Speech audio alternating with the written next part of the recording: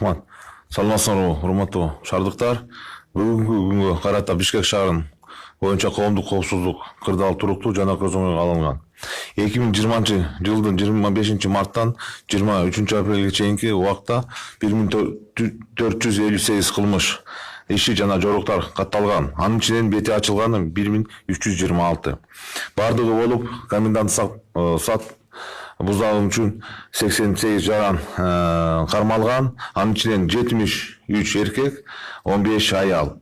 Жалпысынан өзгөчө абал убагында тартип бузгандарга саны 2450. Анын ичинен эркектер 2125, аялдар 325.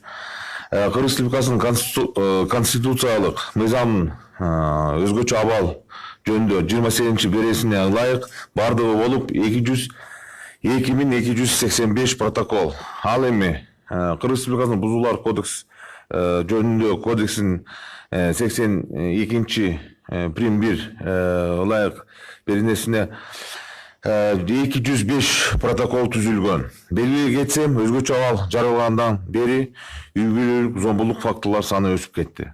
Алсак, былтыркы жылкы салыштырмалуу 61,7% өскөн. Анткени былтыр 24 марттан 24 апрелге чейинки убакта 100 факт катталса, быйыл 162 факт катталды. Азыркы учурда баарыбыз азыр үй бүлөбүз менен үйдө отурабыз.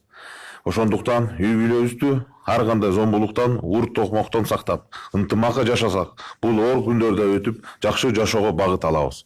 Урматтуу кыргызстандыктар, баарыңдарды чын жүрөгүмдөн Орозо айынын башталышы менен куттуктайм. Бул ыйык ай ынтымакты жана биримдикти жалаң гана мусулман калкына алып келбестен бүткүл Кыргызстан элине алып келет. Ошондуктан бул майрам жалпыбыздын байрамыбыз.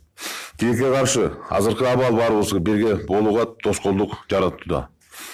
Коопсуздукту жана ден соолукту сактоо эң маанилүү. Ошондуктан баарыңар үйдө болуңуздар. Баарыңарды чыдамкайлыкка, туруктуулукка чакырат элем. Жана ушул ыйык ар бир үйгө кубаныч жана жакшылык алып келсин.